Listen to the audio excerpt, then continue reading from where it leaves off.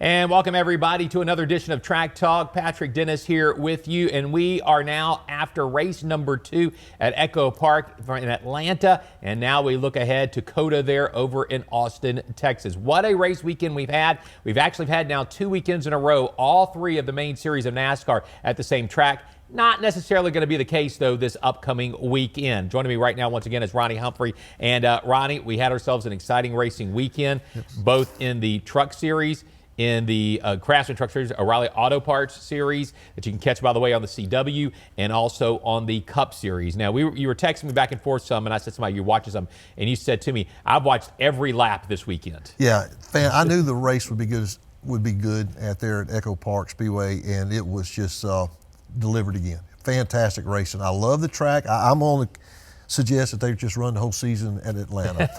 Maybe instead of when they go to the intermediate tracks there, maybe they need to take all the intermediate tracks and redo them like they did at Atlanta. It races like a super speedway, but the difference is that less mile in length that they have, it makes the action happen so much faster, and it's amazing. Every lap is exciting in every division. Right, and now on the flip side of that, whenever you have that and the drafting going on and how tight everybody is to each other, when you have a wreck, it's a wreck like a super speedway wreck. It crashes like a super speedway, races like a super speedway, and crashes like one. Yeah, you can end up having yourself sort of that big one there to end up occurring. So this past weekend, 3 series there. Let's start. Let's go, and we're going to start first of all with the Craftsman Truck Series. It had a handful of, as far as NASCAR Cup drivers in there, and you had Kyle Busch in there. What jumped out at you, of anything, on that particular race? Well, anytime Busch enters the truck race, he has dominated that series, and he's going to be hard to beat. But it's interesting, you had 2 Spire Motorsports trucks up front, and I thought Hocevar did a good job, but he played nice with Busch instead of like he probably would in other drivers. He might would have bumped him and get him out of the way, but he just supported Busch onto the win there. Yeah, and one of the things I was making mention to you about before we started this here, the trucks. You yourself have redone a lot of trucks and worked with them before. I watched that race, and I watched the truck race, taking the air off the back end of the side. Those trucks, they get much more out of whack whenever that air is taken off of them versus the cars. Yeah, I tell people they have the aerodynamics of a brick. It's very hard to get those to stay stuck to the track. Right. And the airflow around them is just, look, it's a truck. You know, they're not made. It's not a Corvette style shaped vehicle. So it's very, very, very hard to get those things to settle down, especially on a large speedway. I don't know how many he has, but what Kyle Busch won, set a new record for most truck races because he broke his old record, right? And he's something else. But I know he would trade anything in the world for a win on the Cup Series side of things. Yeah, he's dry there for sure, and I know they are really hoping to get something going there with RCR. They need a win really bad with him. He needs one. He went so many years with a race every season, and finally a race win, I should say. And now this weekend's the first time, though, they're going to be going to a different track than everybody else, down to was St. Petersburg, Florida, the Grand Prix. I believe what it is, and I think it's in conjunction also with an Indy series there too at the same time. But that's a different one. So they're going there. But the other 2 series are going to COTA, and which should be a really fun race, and we'll get to that in just a moment. But let's now talk a little bit about the O'Reilly Auto Parts series, and that one there was fun. We had ourselves a little bit of drama there at the end. What I do like, though, is the winner, Sheldon Creed. Yeah, look, you can't. He's tried so long and finally got that win, got the monkey off his back, and it was a good win. It was exciting to see and happy for him. He's had 15 second-place finishes before he ever got that first win. It doesn't even seem possible when you think about it, but it really is really good to see him win. I mean, he's put his dues in, and it's time for him to win. He's going to need to thank some people, though, for that win. I think one person he's going to need to thank is a Mr. Ross Chastain. Yeah, use his front bumper there a little bit, but again, it's like super speedway racing. It came down the last lap. You had no clue who's going to win, and people start dicing and make those last-minute moves. And unfortunately, it took out the RCR cars, who have dominated that series. And it open up the door for Sheldon. Yeah, Austin Hill, he has dominated things, but, you're watching that race at the very end. I look at it like this, and I wasn't watching it firsthand. I was listening to it on the radio, listening to the commentator, so I had to, take their word. And after they looked at it for a while and looked at it, it was basically like, Look, Ross was making a move. Austin went to try to block him. Ross had his momentum, and he hit him. I think this was inevitable that was going to go and happen if you go for that block. At that point, that late in the race, come around, for the ending, you just can't give up your momentum. And he came down a little too far, and I don't really blame Ross. It's just kind of late race incidents. It's just going to happen. People are not going to just let off, and they're not going to play friendly at that point. Yeah. So that one there, Sheldon Creed ended up winning that. Anything else out there with that particular race when you watched it again? It was a good race, obviously, there, and get some good racing. Just fantastic racing. I tell you, the truck, they didn't think it was going to be able to get the truck race in. They actually ended up cutting it short. Well, let me go backtrack on that one there. It was different. They put a timer on that race. Yeah, they did.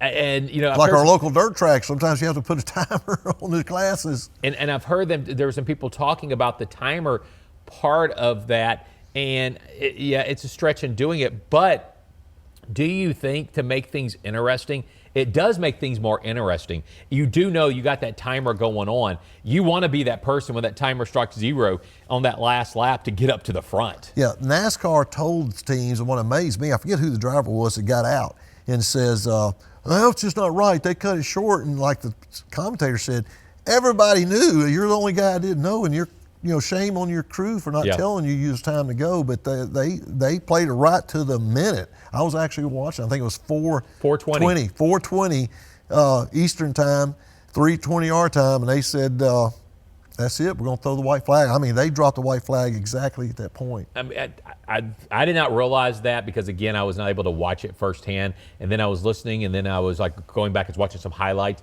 and realized at the beginning of the race, the commentators were saying, no, we're timing this so we can get done with this so we can go and get in the other race. Yeah, they had to get the O'Reilly Series race in, and that was going to start like an hour later. Right. So they had to pull the plug. But, hey, I was thankful they got it in. They were drying the track right up to the last minute. So I was glad they were able to get it in. So now we move on to the Cup Series. We had ourselves another very fantastic race. A lot of good racing, it seemed like, in that particular one as well. Let's talk first of all about the winner.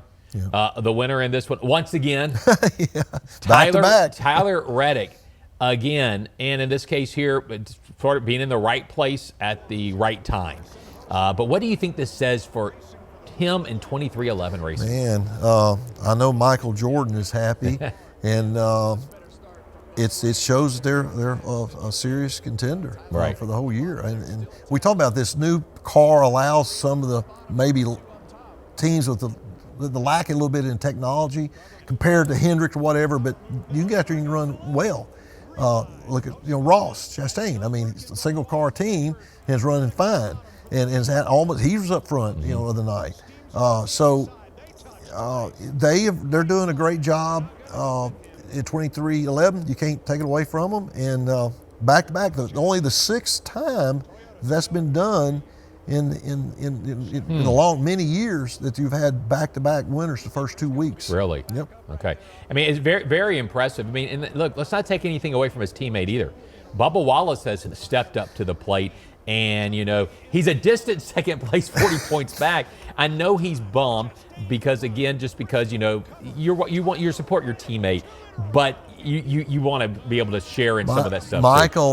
Jordan has had to console him now 2 weeks in a row. Right. And I'm not a big Bubba Wallace fan, but I do feel kind of bad for him. And you see his teammate winning like that. And Bubba wants to win, there's no doubt, but it's just not working out. I get him being upset. I think Bubba is starting to, and I mean, he's older, but I mean, we can still say about all drivers maturing. Yeah, he is definitely maturing. Yeah. Yes. And so in seeing it, because I think now 2311, I mean, they're not a Hendrick and they're not a Gibbs, but they got the 2 wins of the season, and they can go and establish themselves this year. No, absolutely. Yeah, they can go and establish themselves. So you had that there, as far as Tyler Reddick being. And I know you don't keep up with this stuff, but Tyler Reddick, he appeared this week on Monday Night Raw wrestling show. He drove out there, by the way, in his number 45 vehicle, taking with him one of the world championship wrestler, CM Punk, who's very, very well known. It was in Atlanta. And so, but again, that just shows you, showing off and putting somebody like Tyler Reddick in another spotlight, in another form of entertainment there, and doing that. That, again, that is helping out NASCAR. Right. And just like it helps out the WWE as well. It's sort of a crossover type thing. No, you've got to do that, try to help develop the sport. And I think NASCAR is finally on the right track to gain some fans back. And they have to take every opportunity they get to try to spread the love. I saw a couple of drivers were actually at the State House in Atlanta on Friday. They actually went and spoke before. They took a race car downtown Atlanta in front of the Capitol. And or whatever it was, the government building there, I think it was the Capitol, but they actually went there and spoke before the legislature in a suit, and talking about basically the impact that Echo Speedway has, Echo Park Raceway has there in the Atlanta area, and highlighted all the numbers that they're bringing as far as the money and the just bringing it into the community. You know, just imagine, because I remember, because I've followed NASCAR, obviously not as long as you. My thing in following NASCAR was, I go back to, it's sort of weird, I go back to after 9/11, 2001. And I point that out. It wasn't then I started watching NASCAR, but it was probably 2-3 years after that, a couple of years after that. When I was working in television then, we did a series of stories called One Tank Trips, because of the fact that we were trying to show people places they could go without spending money, because gas got so expensive then. And so I went to Texas Motor Speedway, and I tell people, I started watching NASCAR back from the first season that Jimmy Johnson won his first championship. And we know he won, what, 5 in a row? And so, but anyway, I bring all that up because back then, after a while, people were about ready to say, let's get rid of Atlanta. They didn't like the racing in Atlanta and all that. And now it's sort of like you just said, it's now like, no, we love it, after reconfiguring the track a little bit. I wish some other tracks could copy whatever it is they did. I know one thing, they flipped the front straightaway and back straightaway back years ago, and but it's just the surface now. It's interesting. The surface started getting a little bit worn now. Tires were very important. The Goodyear brought a softer compound tire this past weekend, and the tires started giving up. But it was amazing to me the strategy that was played out between the teams. Some taking just 2 tires, some taking 4, and how long they were able to stay out. Speaking of tires, the most amazing thing to me the whole race was the 45 car, and one of those late race altercations had the whole right front fender taken off the car. He won the thing with no right front fender. Right. And it just shows you how durable these new cars are. And he went there and won that thing. And that is very unheard of on a 1.5-mile track. Yeah. So the other thing that comes out of this race, a whole lot of right now, is talking about your person that you really and truly enjoy right now. And we're talking about Carson Hocevar. Yeah, Carson there at the end, he has ruffled a lot of feathers, but I don't want to be beating a dead horse here, but I think the guy has got a future ahead of him. Kyle Petty came out this week and said exact same thing. I've read a couple of articles, other articles saying the same thing concerning his talent. And what was interesting, though, when you rub some people wrong, nobody helps you. At the end of that race, he could not get any draft and have no bump help, and he was kind of out to dry there a couple of times, but he stuck it in a hole, but he wants to win, and I'm just impressed with the boy's determination. He's 23 years old, and he's young, and he's got a bright future ahead of him. But how do you balance, though, for him to do the things that the fans like you love, but if he keeps doing that, he is going to make some enemies on that track. So how do you, right now he doesn't seem like any desire to really worrying about that, because I guess his team likes how he's doing things, but there's going to be a point that there's going to be start to become issues, I'm guessing. Yeah, no, it definitely is, and one thing's going to be the ultimate performance is nobody wants to work with you or help you. At some point, you realize when you break through that boundary and you start winning, then people want to help you. Then they want to be part of it. They think that you'll be able to drag them along and give them a shot at winning. Right now, he's in that no man's land. He's not going to change, and he's a hustler. Oh, he is for sure. Now I will say, the so-called hole, and I was listening, watching the commentators, watching the video, and all, and I'll draw my conclusion on part of that. There was a small hole there. I don't think he was initially going for that hole until somebody else was involved that was behind him. That person behind him bumped him, and then when he bumped him, he had no choice to go for that hole. So I don't blame him completely for it. And the person that bumped him was none other than Ross Chastain. Yeah, another hard charger. I hate to see, I actually had Bell as one of my picks there. At the last few laps, I had 4 cars, or 3 or 4 of my picks in the last 10 laps. I said, okay, I feel like I did pretty good in my picks this week. But I hate to see Bell get knocked out, but that was just a bad circumstance. It looked bad on the host bar, but you're exactly right. I think Chastain helped out a little bit. He sure did. He did help out on doing that. Okay, so let's talk now. Let's look ahead. We're going on next race. We're going to be at COTA. You're going to be at a road course. Who do you put there at the top of your list? got SVG. Yeah. Got to. SVG, by the way, if I'm not mistaken, had a top 10 finish this past weekend. He looked good. He actually looked good and ran. He actually came through the pack and ran good at Atlanta. Did a good job. Yeah, I think he's technically ranked 16th in points right now, whereas Christopher Bell is way down towards the bottom. It's going to be interesting. I will have to go also with SVG. You know, anybody with some road course there, but what is it? His teammate, Connor Zilisch. Yeah, I just don't. SVG is just going to be hands down, I think, the favorite. He's going to be the favorite. Yeah, and I don't think his. I think there's a lot of other people who could run with him, but I'd say everybody else is going to be kind of an even playing field behind him. Right. I think so, too. I mean, I would go for SVG for my picks. He will be one of my picks for sure. Yeah, he'll be mine, too. And if all I had to do was I'll go ahead and let you know now. But if he was a pick, it'd be like if I had to pick a winner only, that would be my pick. I don't even know if there was a bet that they said you take SVG or the field. I might be taking SVG still.